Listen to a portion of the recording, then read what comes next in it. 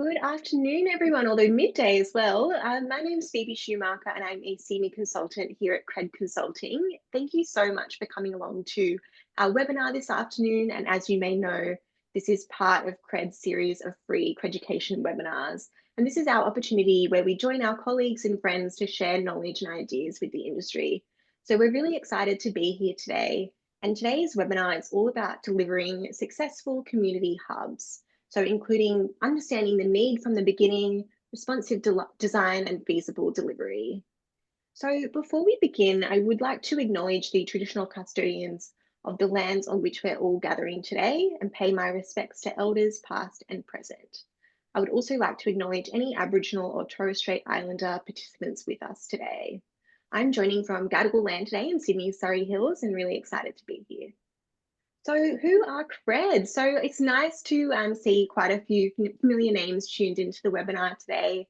But for those of you who don't know much about us, I wanted to provide a little overview. So Cred Consulting is a national multidisciplinary team of people first, social planning, research and engagement consultants. So our real purpose is creating really resilient, equitable and beautiful communities, places and cities. Our services include social research, engagement, strategy, communications, and social value. So we've been delivering our Creducation webinars, as you may know, for a couple of years now, and we've delved into some really fantastic topics with many of our colleagues and friends, actually. So we've touched on things like understanding social infrastructure needs and how to fund them, working alongside First Nations communities as expert partners, and our very own 6Cs of engagement framework. And if you are interested in checking out any of our previous webinars, you can find all of the recordings on our website at credconsulting.com.au/creducation. So today's webinar is being delivered in collaboration with Urban Enterprise and Mantric Architecture. So Urban Enterprise is a specialised consultancy firm providing services in urban planning, urban economics and tourism. Their work is supported by extensive research, consultation and strategic thinking, and is used by a range of clients to inform strategies, policies, and investment decisions. And Mantric Architecture is a boutique architectural design firm with a focus on significant civic and community projects. So we've had the pleasure of working with Urban Enterprise and Mantric Architecture on quite a few projects recently. And we're really excited to have them here today and to be really leveraging our combined expertise and bringing it to today's really important conversation. So we know that community hubs being delivered across our towns and regions are really diverse and actually just as diverse as the people that use them. So when planned in a holistic way, they can deliver really great social, place and economic outcomes. So we've got a really wonderful panel with us today, and they'll be taking us through some of their key lessons when it comes to planning and delivering successful community hubs, including understanding the need, responsive design and feasible delivery. So I'm really excited today to be joined by our director, Julia Miller-Randall, and associate director, Abby Rajavelu today. So Julia is an industry-leading strategic and social planner and engagement specialist. She's really passionate about putting people at the heart of city shaping processes and outcomes through a deep understanding of their values and needs and really listening to their lived experiences. Julia is also this year's recipient of the PR Queensland Outstanding Woman in Planning Award. And Abby is Cred's creative and technical powerhouse. She's our social planner, spatial analyst, and architect. She's really passionate about making our cities more equitable through participatory research, evidence-based planning, and evaluation. We're also really thrilled, as I mentioned, to be joined by two of our wonderful project partners. So we've got Todd Ainsar and David Newstead with us. So Todd is a director at Urban Enterprise, and he draws on qualifications in property and urban planning to deliver a range of projects across metropolitan, regional, and rural context. Todd specialises in strategic land use advisory, the preparation of feasibility studies, business cases, and master plans for public and private facilities, investment proposals, and tourism precincts and infrastructure. And then we've got David, who is a director at Mantric Architecture, and he's been working with local governments for more than 20 years, so really brings a wealth of experience there. He's been an active contributor to the evolution of community hubs, starting with the award-winning Mombalk Community Hub, which I know he'll be probably touching on a little bit today. So in the first part of today's webinar, we'll be hearing from our panel on some of their key lessons when it comes to planning and designing community hubs. And we will have lots of time for Q&A at the end, so we'd really love to hear all your questions. So please keep them coming through the Q&A button, which is at the bottom of your Zoom toolbar. You can do that throughout the session and we'll come to them at the end. And today's session is being recorded as well, so we will send you this recording afterward. So before we get stuck into today's conversation, I thought it would be great to just go back to basics and really explore what community hubs actually are. So I'm going to throw over to Julia, who's going to give us an overview of all things community hubs. Beautiful. Thank you, Phoebe. So let's just start off by acknowledging that community infrastructure is absolutely essential infrastructure. If you can go to the next slide for me, Lara. Across our organisations, this is a really fundamental belief that we bring to the work that we do individually and collectively. We know that community infrastructure underpins the livability and quality of life in our neighbourhoods, and it absolutely supports the health, wellbeing and resilience of our residents and communities. Something that we say quite a lot is that roads and pipes build neighbourhoods, but it's social infrastructure that builds communities. So the research presented on this slide just really demonstrates the immense value that community facilities and services provide to people, to our local economies and to the environment as well. I guess what really drove this webinar today is the enormous shift that we're seeing right across the world, really, in the way that we design, deliver community infrastructure. We've really seen a shift away from planning for single standalone facilities that are often really just used for a single purpose in some instances, or they might be servicing just a specific population cohort. I think, the traditional senior citizen centre is a really good example of a traditional standalone facility. And what we're really moving to now is the delivery of multi-purpose community hubs, where we bring together a range of different services and spaces to cater to the diverse needs of our communities. So a community hub is many things.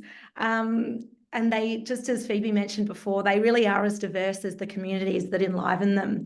So they're places where people come together to learn, to socialise, to recreate, to share their culture, to create things. But they're also places where people might access key services or programs or activities that support their own individual health or well-being. We've also observed that community hubs play a really important role in often articulating local character, creating community identity, and they're often these days really important civic buildings in terms of reflecting the aspirations or values of a municipality or a local area. So they're really important in terms of that, I guess, place identity and place expression. But I'm sure that you'll hear David talk about this a lot today, but a successful community hub is often a place where structured activities occur, but it's often those informal and unstructured activities that take place, whether it's meeting someone for a play date, whether it's playing a game of chess outside. It's those informal activities that also really create a successful community hub. There are a range of different ways that our community hubs are delivered and designed. At one end of the spectrum, we have these integrated buildings like the beautiful Naam Nagu that we have on the right hand side of this slide. These facilities are ones where a range of different spaces and services are provided within the same building. They can be operated by a single entity, or they might have a range of different service providers operating the space. But I suppose what makes them so special is that they are really that one-stop shop, that integrated building where a bunch of different things occur. Naam Nagu is a really beautiful example where we have a library, a makerspace, early years services, the Lord Mayor's charitable organisation, not-for-profit spaces integrated within a building, and then we have affordable housing on top, which is just a fantastic outcome for the community. Through to the other end of the spectrum, where we have a community precinct. I had to put up a picture of Hoda because it's one of my favourites, located on the beautiful Gold Coast. But this is where we've got a range of different spaces that are occurring within one site. So in Hoda's example, we've got indoor and outdoor performance spaces, we've got sculpture gardens, we've got a gallery and other event venues, but I suppose it's just to say that that's spread out across quite a large site. And this is, I guess, a regional scale. This is a pretty significant facility. Whether you develop an integrated hub or a precinct is driven by many different factors, you know, from the types of spaces and services you need to provide to the community need to the sites you have available. But, you know, we just wanted to acknowledge that these hubs can look like different things. So community hubs do bring a lot of benefits, and we'll touch on those today. In an operational sense, there are a lot of efficiencies that can be created through efficient use of land and infrastructure, resourcing and staff. But I guess from a community experience, it can be really nice in terms of just having that community destination, a one-stop shop where you can go and have, you know, get your maternal and child health check occur, and then go on over across the corridor to attend a play group. I think the other great benefit that we've seen of these hubs is their ability to adapt and change over time in response to the changing needs of the community. So they definitely are designed often with flexibility and adaptability being one of those core drivers for what a space looks like. In terms of, if we can go to the next slide, Lara, in terms of how community hubs are typically planned, designed and delivered, we're really keen to have this collective conversation, mostly because we enjoy so much working with Urban Enterprise and Mantric Architecture, and we have a long history of collaboration together. But what we're seeing is that more and more as the hubs that we're delivering are becoming sometimes a little bit more complex because the sites are a bit more constrained, or the range of different services and spaces we need to accommodate are becoming, you know, the demand is getting higher on our community facilities. So having this integrated way of thinking, we found, has just improved the outcomes for our clients, but it's also probably, I think it delivers better value for money and better outcomes for the project. So often when we receive briefs, we have traditionally seen quite linear processes where you might go through a needs assessment, then a different team will then be procured to look at the design, and then a different team will be procured to undertake that economic feasibility, which might occur over, you know, quite a length of time. Or you might see a process where these things are sort of being undertaken quite in parallel, but by different teams, which is a fine approach. And we understand that there might be different drivers for that based on procurement or budget or whatever else. But I suppose the way that we're adopting a lot of the processes that are coming, responding to a lot of the opportunities that come across our desks, is to undertake this collaborative approach, mostly because we've learnt from our experience that community hub planning is anything but linear. You know, there are lots of twists and turns that have come along the way, and there are a range of different inputs that really influence the success of the outcome and really, I guess, drive that evidence base for how we respond. So what we found is that applying our different lenses, whether it's understanding the site or different site options, we can look at it at CRED from, I guess, a social perspective, whereas Urban Enterprise can be looking at it from an economic lens to understand what a great outcome might look like, through to David then applying that design lens. We're bringing all that information together, and I think it really just helps to provide a more holistic look at what the potential is, but also what those issues and challenges and possible solutions could look like. So I suppose we're trying to demonstrate on this slide that, you know, there's a fair bit of bouncing between these different, between our different organisations that occurs when we work together. But I think that, but also that community hub planning is a pretty iterative and collaborative process at its core. So I'll leave it there in terms of my context setting piece and hand back to you, Phoebes. Thanks, Julie, and I hope for everyone listening that has helped to provide some context to what we'll be discussing, especially if this is new to you. So what we're going to be doing today is exploring 4 key lessons, as I mentioned, and this is something our panel have come up with as kind of the top things that they would like to pass on. So the 4 lessons will be the importance of starting with need at the beginning of the process. We'll be looking at considering design and governance together. The fact that collaborative processes really do yield better results, as Julia has touched on, and the need to embed investment considerations in planning for community hubs. So each of our panelists will be taking one of those lessons and running us through the key lessons to be aware of there and their key recommendations. And I'm going to ask Abby to kick us off with the importance of understanding need and starting with need. Over to you, Abby. Thank you, Phoebe, and thanks, Julia, for that really incredible context setting for what a community hub is. As Julia briefly mentioned, most councils across Australia are moving towards hubs as the preferred model of delivery of social and community infrastructure. If we can move to the next slide, Lara, thank you. But how do you determine what spaces and facilities you need to provide in a hub? Like Julia said, it could be a library, it could be a cultural space, it could be a community service organization. So how do you decide what are these spaces that you can deliver in a hub model?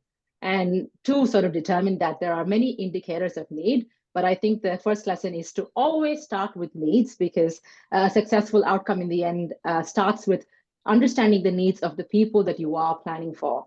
So this slide that you're seeing here just demonstrates a range of needs that we usually consider at CRED. There's, if you ask me, there's an art and a science to many of these indicators of need. But a few of them for your benefit, I'll share today are the current community characteristics. So who are they?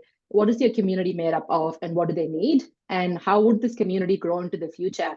Is there going to be a growth of 100,000 more people or 10,000 more people? Because that would vastly vary the kinds of needs that your council might need to respond to. In terms of existing facilities, are there enough? Is there too much or too little of certain types of facilities? And therefore, would we need to plan for more? And then I think really looking at data on existing facilities and how they are used, because in many instances, we find that some types of facilities are really highly used and therefore there's a demand for more, versus on the other hand, there are facilities that are over-provided but are underused. So how do we balance the two? And then in terms of access and proximity, can anybody living in a community access community facilities? If there's a massive gap in the area in access, especially where vulnerable population are living, is that something that we can bridge with the delivery of a community hub? And then there's our good old favorite, benchmarking. Benchmarking can be a really useful tool for calculating and understanding if there's a under provision or over provision of certain types of facilities when compared to your population size now, and then project that into the future. But I think oftentimes councils could be nervous, rightly so, with what the benchmarking can show. So I guess don't be afraid of benchmarking, it's just a tool, but also don't be afraid of setting your own benchmark, which suits your local context. But I think what underpins all of this, next slide, Lara, thank you, is the community who uses our spaces. So the number one need which underpins all of this is engaging with the users and users. Like we previously said, a community hub could have a library, a cultural space, an early education center. But what's common across all of these spaces is that they all have unique needs. They all have unique users. They all have unique users who all have a different way of needing to use this space, both from how I would use it as a user, but also how a staff would operate and run it. So which means unpacking the nuances of how these spaces are used is absolutely key to designing and delivering a really successful community hub, which, if you ask me, if you skip this piece, there's no amount of number crunching that you can do that will help deliver this message. And considering all of these needs together is what will help sort of come up with a comprehensive vision for a community hub.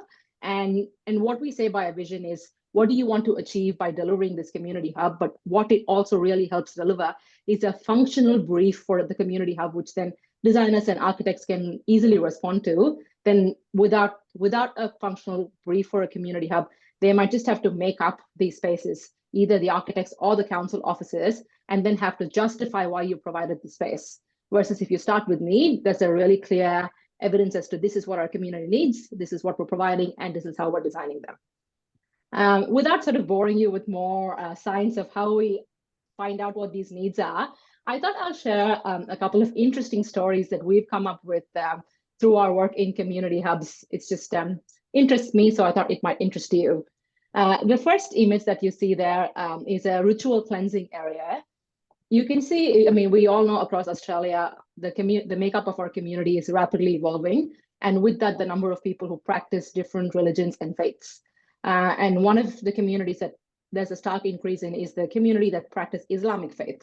And this is one project that we were working in Victoria together, where I think over 35% of the community were Islamic, which means for this community hub, it was really important for us for the community, the large community hall, to double up as a prayer space for Friday afternoon prayers.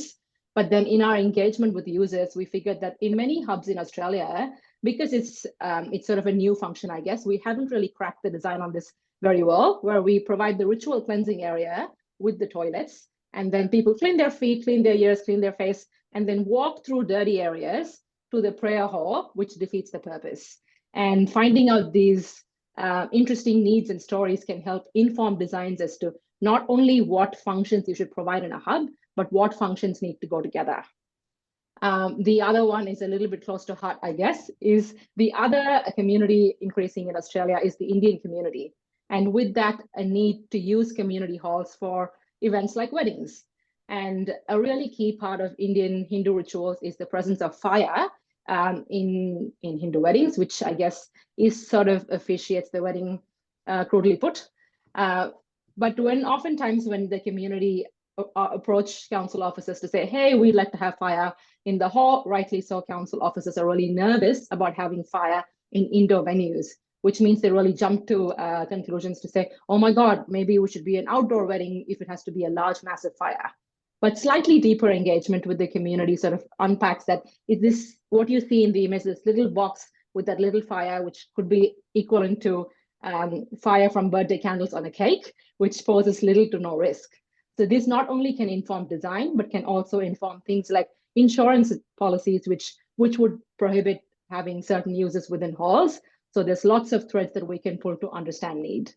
And the last thing, because I know I'm running out of time, Phoebe, is the classic youth hubs, which a lot of you might already know about this lesson, but it keeps coming up for us time and time again, is there is a real temptation to design really fancy and polished looking buildings as youth hubs, and youth hubs which are co-located with other community users. But young people often don't feel like they have permission to use these spaces if they look too unwelcoming and too polished for them. So having or retaining the character as grimy, for the lack of a better word, and a community feel would really help them make the space their own and feel like they have permission to use it. I know I can go on forever with lots of other interesting stories, but I'll pass back to Phoebe because I know Todd and David have really interesting things to share today. Thank you. Thanks, Abby. That was fantastic. And I think absolutely a critical starting point for anything. So I'm going to throw over to David next, and he's going to talk us through why collaborative processes are so important to really, oh, sorry, I'm not going to David. I'm so sorry. I'm so ahead of time. I'm going to Julia, so they're only on lesson 2. So Julia's going to talk us through the need to consider design and governance at the same time. Yeah, beautiful. Thanks, Phoebes. So I think a really key message that I wanted to share with this audience today is the governance model that you establish for a community hub is absolutely as important as the hub building itself. Often when we undertake projects, we find that people are really keen once we work through a needs assessment to jump to the design, which is understandable. It's very exciting. David is wonderful to work with, as are many other architects, but people really want to start to understand what the facility is going to look and feel like, which is really natural. But I suppose we've seen the real benefits in just taking a beat to really think about how the facility is going to be operated and how it's going to be experienced from both that user perspective, just as Abby was working through. So who are the people that are going to be using the facility? Then thinking about, well, how are we going to operate this thing? Who are the staff that are going to be located there? Are there particular legislative requirements that we need to take into consideration? I think early years and youth hubs are a really great example of just needing to be aware of what those are, through to thinking about safety and access, all these things need to be considered early, and then they can ultimately be reflected into the spaces and the building itself. So really a successful community hub building is one that really responds to the needs of both its user and its operational model. And we really see that the governance model is just as, is a really key ingredient to helping achieve that vision that you have for your community hub. So when we talk about the governance model, we're thinking about exploring those early opportunities around who your different service delivery partners might be, thinking about how the centre will be used, whether it's the hours of operation or the balance of how different spaces will be used, from programming to general community use. Even thinking about whether there could be a role for the community. The Springvale Hub in Victoria has a community reference group that helps to, I guess, govern that facility, which is really exciting, or is, a key conduit to council. And, the Hillview Intercultural Hub in Western Australia also has a great community ambassadors program that helps to activate the facility. You can think about these things early, and that can also help with developing an evaluation framework for your centre, so you're achieving success. But it can also help to inform that funding strategy as well, right from the build through to how you fund the operation of the facility. So I'll leave it there. Again, I could talk all afternoon, but I'll pass over back to Phoebes. Thanks, Julia. And now we are going to pass over to David. So David's going to talk us through why collaborative processes are so important to helping to yield better results. Over to you, David. Thanks, Phoebe, and thanks for almost freaking me out to talk about governance. That wasn't going to land well. So look, hopefully what's coming through really clearly so far is that community hubs are incredibly diverse, and as a result, they're incredibly complex, which is an opportunity. What I want to cover off is the things that we've learned most recently about the benefits of collaboration. We've done a number of hubs. We started years ago doing Monbulk Hub was the first one we did. Very little collaboration. We were very much isolated in that linear process that Julia talked about. And so we got a report, we got a spatial brief, and then deliver one of. There was a little bit of user consultation, but it was quite constrained. So I'd like to really advocate to this audience, and some of you will be on this page already, that effective collaboration ongoing is absolutely key to great outcomes. You can get good outcomes by having compromised collaboration, because that's sometimes necessary. But what we've found is achieving a sound and genuine shared understanding across the broad group, including as many people as you possibly can. That can be hard to manage, but it's worth the effort. From that group, if you get the right mix, that's where innovation emerges. We are often asked in our submissions to talk about our innovations, and it's always a hard thing to articulate because the innovation is a collaborative result. We don't come in as expert innovators, we're designers, and we innovate through the inputs that we've provided. The collaborative processes, if we go back to what Julia was talking about, by not being linear and not sort of being stacked in the way that the process is delivered, we can also, as a team, build a stronger rapport with the end users and the community that we're trying to deliver these facilities for. I'm a personal advocate for that because we get our inspiration from talking to the people who are going to use it. The greatest reward in a design process for us is actually seeing that there's people in the collaborative cohort that are actually taking ownership of it. They're pointing to the things that they see as their idea, and that means you've had a successful process. So that teamwork delivers a clarity of vision, and that vision evolves through the whole process, starting right at that needs assessment through to what we do, and it gets informed by financial implications, which Todd will talk about. The other challenge, I think, when you're trying to collaborate is that there's competing priorities and aspirations. So by strengthening that relationship and creating that shared understanding, you're able to also encourage compromise to get the best possible outcome. Now, the images that you're seeing there are of Hills Hub, which we did for Cardinia Shire Council. This was 3 years in the making in terms of the collaborative process. It's had fits and starts, but it had community groups that are on the advisory panel that were at odds with one another. But the outcome has got a litany of compromises for all of those groups, but it's now much loved by every single one of them. And that came through collaborative effort and slowly building a rapport with the groups. And it took time. It's the longest consultation process we've ever been through, but it's a great example that even the scariest scenario, and these groups, because they were really at odds with one another, it was a really bad start. It was a difficult start. We got there, but you need to commit time to it. The sort of last part of this from a design perspective, I think it's really important as a bookend to genuine collaboration is to actually deliver a thought starter process with your collaborative group. And that can be as large as you like it to be. It's all manageable. But rather than jump into solutions, so Julia talked about the fact that the design's really exciting. People want to start talking about where's my door handle? Where am I putting the photocopier? I think it's really important to talk about broad thought starters, and that's throwing the barn doors open is what we call that, so that you're getting people to think laterally about the problem and challenges and the opportunities that are facing us. That's all from me. Phoebe, hand it back to you. Beautiful. Thank you, David. Appreciate that. So just before we head to lesson 4, I just wanted to remind everyone that we do have a Q&A component to today's session. So if you have any questions for our panel at all, please pop them in the Q&A button in your Zoom toolbar. We would really love to hear from you. And no question is silly, so please feel very welcome to ask us anything. So I'm going to throw over to Todd next. So Todd is going to talk us through the process of embedding investment considerations in planning for community hubs and why that's so important. Over to you, Todd.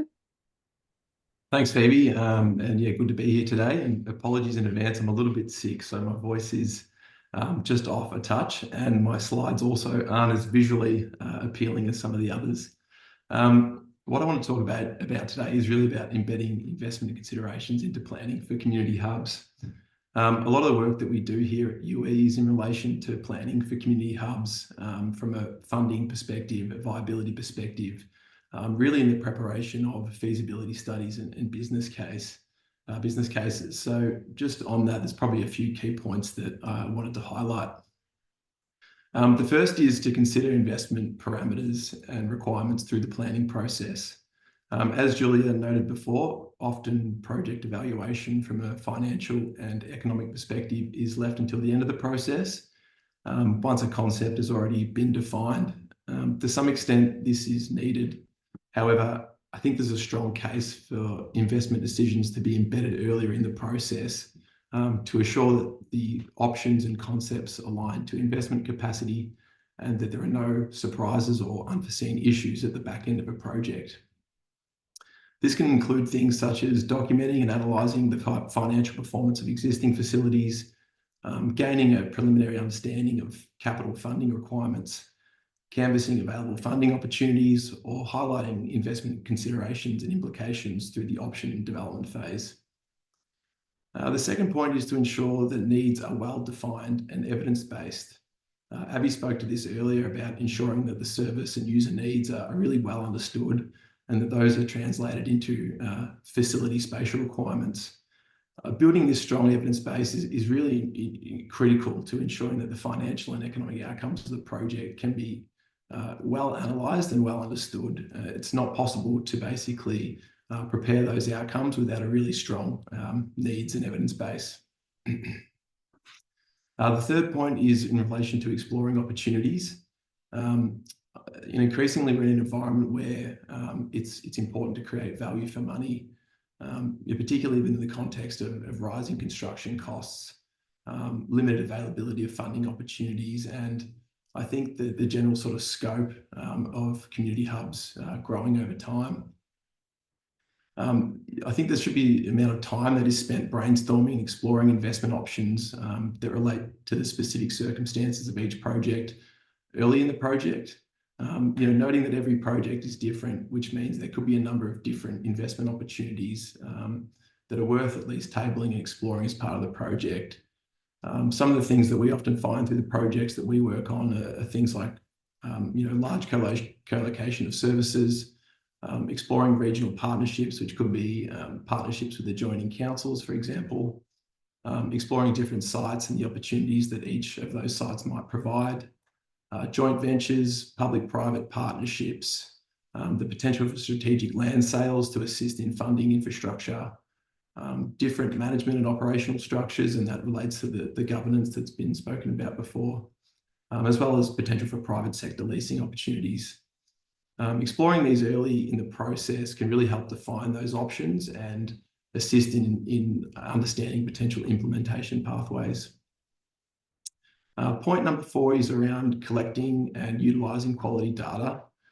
This is really important for us from a financial and economic perspective, is having access to good quality data. This is, I think, essential not only to understanding the need, which Abby spoke about, but also in evaluating outcomes. So I guess the more operational data that can be gathered, the better. And this would include things like visitation data, user data, bookings data, financial data, and where possible, really strong understanding of the trends that have been occurring for each of councils or others existing facilities. Point 5 is about evaluating and comparing options. Often there are a number of solutions or options that can be explored when planning the community hubs. So robust financial and economic analysis can assist in evaluation of those options to determine, I guess, which projects might be feasible and ultimately to inform decision making. I think it's important, that this is sort of undertaken throughout the process and not just at the back end of the process. It can really help in sort of understanding what the implications of each of those options might be, enable refinements to occur throughout the process, and ultimately enable the project to land on a preferred option that makes sense from a financial and economic perspective. I think of course, the financial and economic considerations are only really one piece of the puzzle, and not all parts of a project can be quantified. So there's really a need for the financial and economic considerations to be balanced alongside other criteria, whether it be building design, service delivery, place-based outcomes, or other social or environmental outcomes. And finally, in terms of evaluating outcomes, through analysis of the financial and economic outcomes of projects, we can really gain a great understanding of the project development costs, including the capital and funding requirements of that project, the ongoing operational income and costs of the project, and what the net financial impact would be, particularly in relation to scenarios where a number of facilities might be being co-located into a hub. And finally, sort of the economic impacts and broader social, environmental, and economic benefits that a project can provide.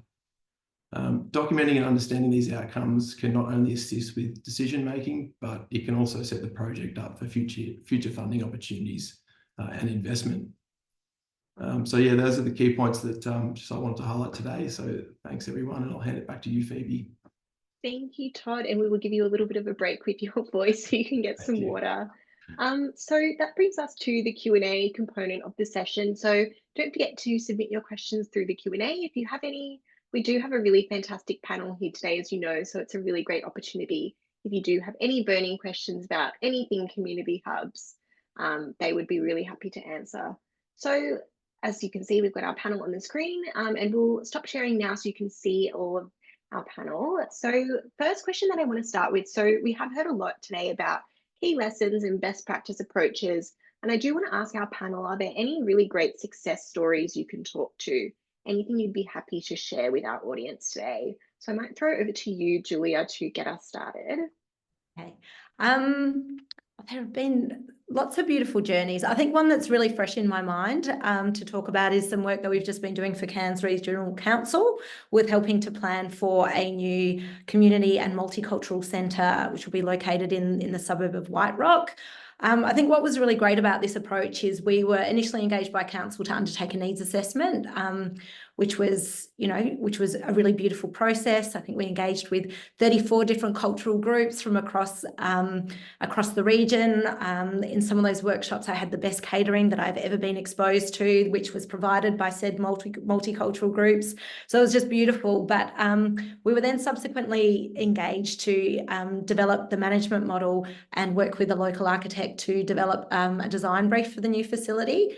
I think what was really successful and great about this process is that council absolutely would not let us move to design until we had agreed the management model, which really involved us talking to a range of different internal council teams to talk about the different approaches that could be taken and the strengths and constraints of different approaches.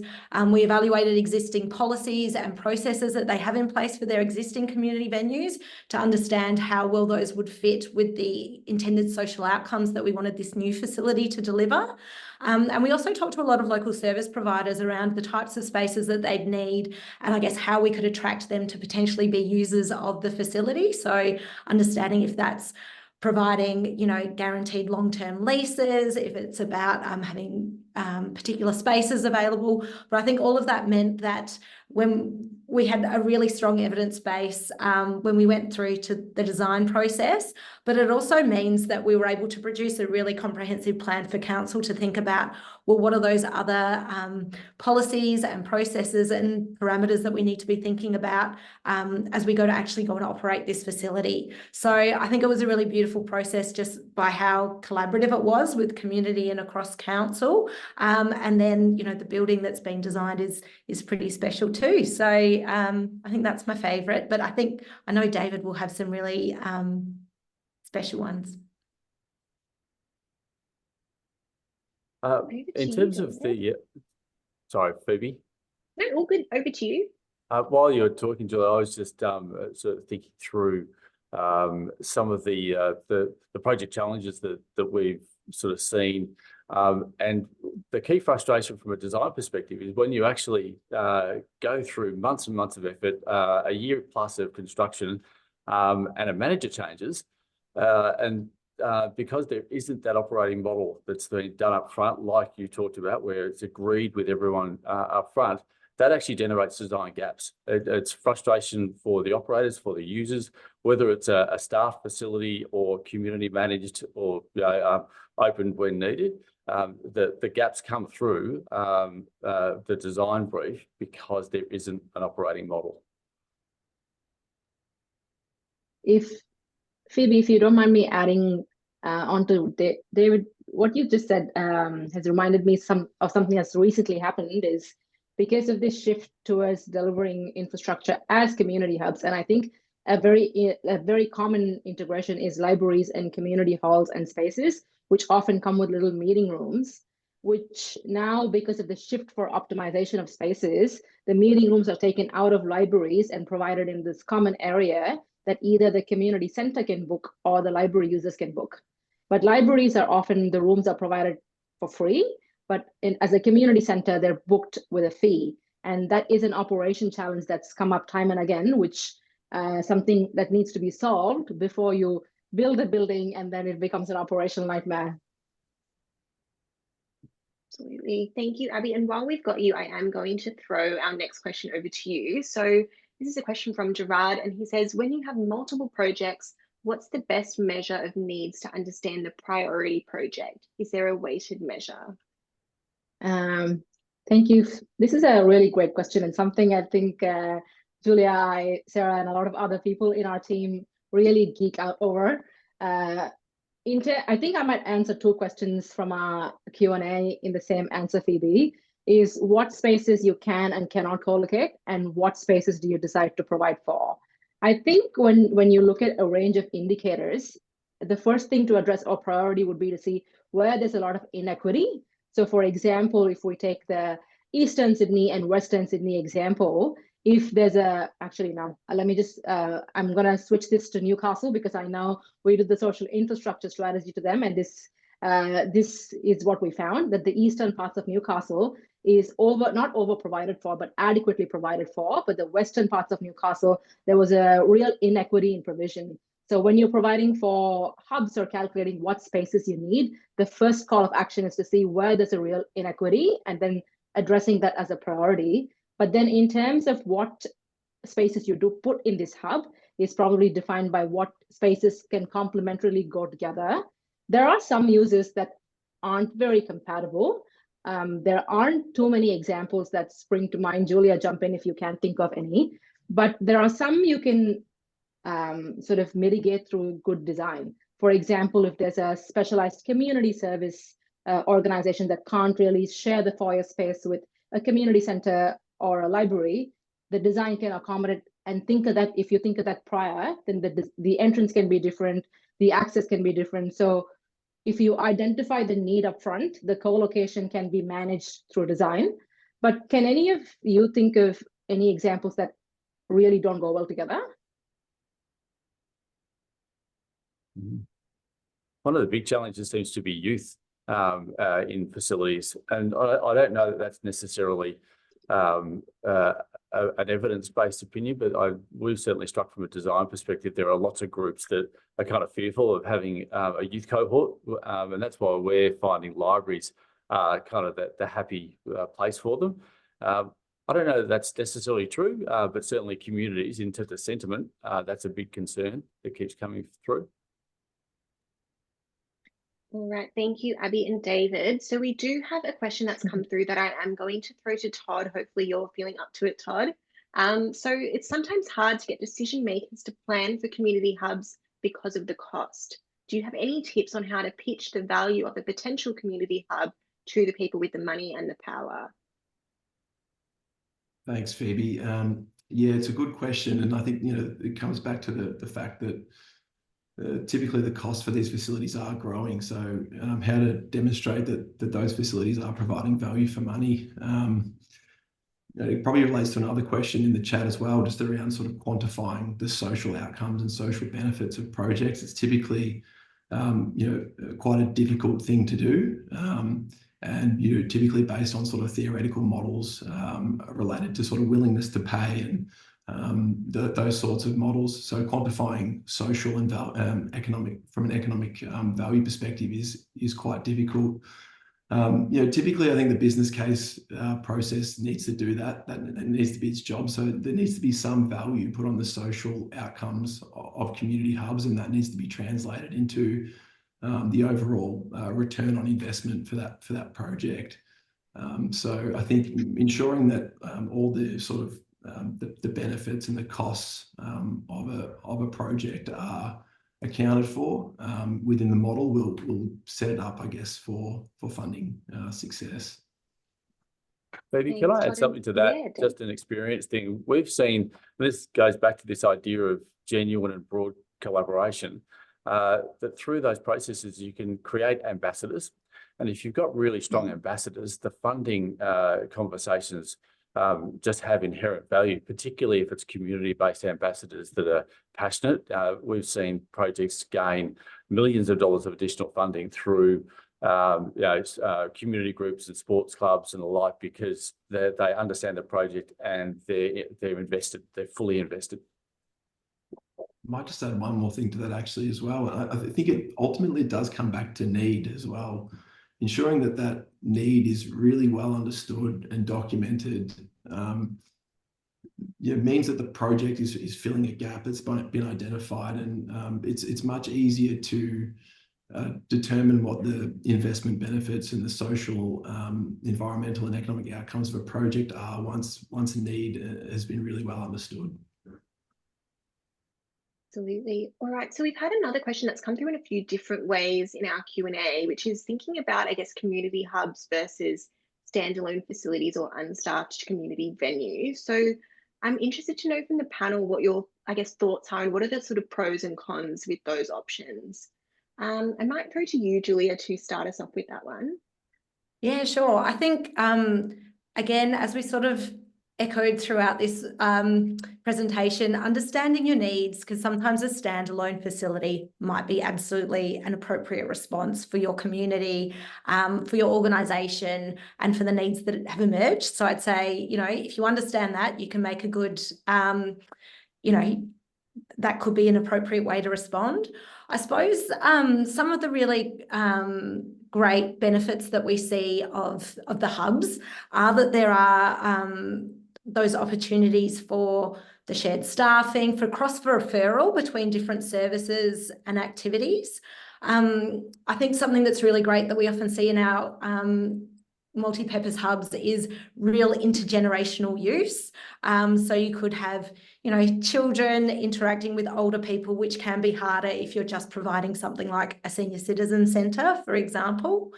So I think, there's some of the benefits, and I guess some of the drawbacks that might come from a community hub. And I guess I feel like I'm the governance lady today. But I think it's really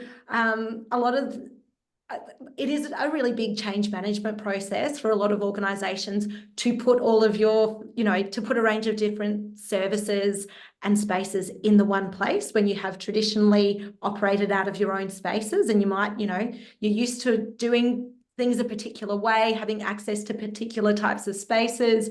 You know that your users have existing patterns of how they come in and access different spaces and the way they engage with your existing standalone facility. So certainly there is a big change management process for both the users of the facility, but also the service providers when you do put them into a hub.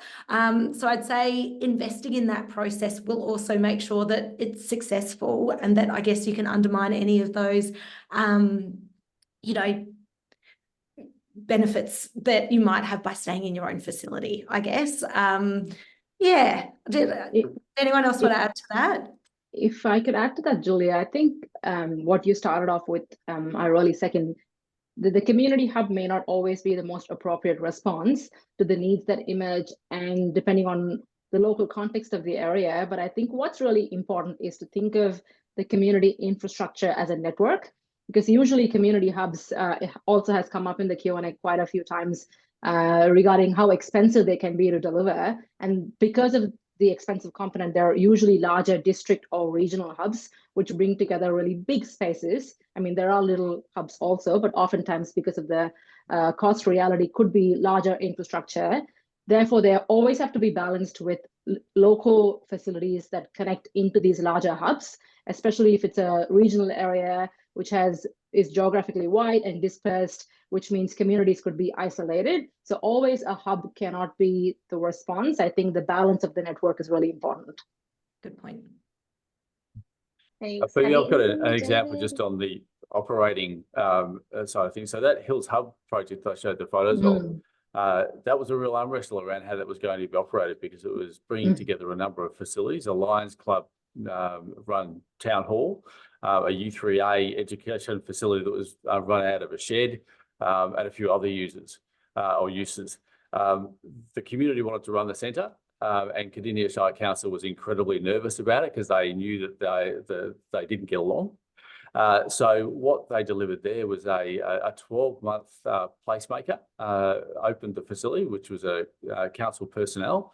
And then that placemaker handed over to, actually in the end, the U3A. There was an agreement that the U3A would take the lead, but there's a committee of management, a community committee of management.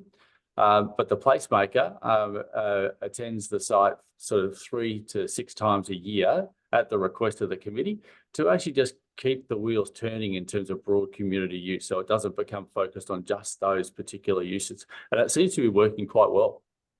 I reckon there's something in there as well that, I think in our general experience, we'll say that staffed facilities generally do attract that higher level of utilisation than when they're unstaffed, which I think is a pretty important sort of lesson and story. And just think, or at least in those initial stages where you're trying to generate profile and generate use and bring people in, having a staff member, I think, is a really important part of, getting the facility going.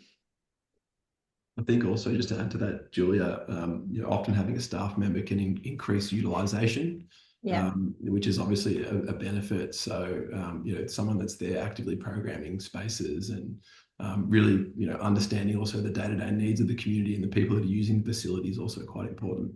Yeah.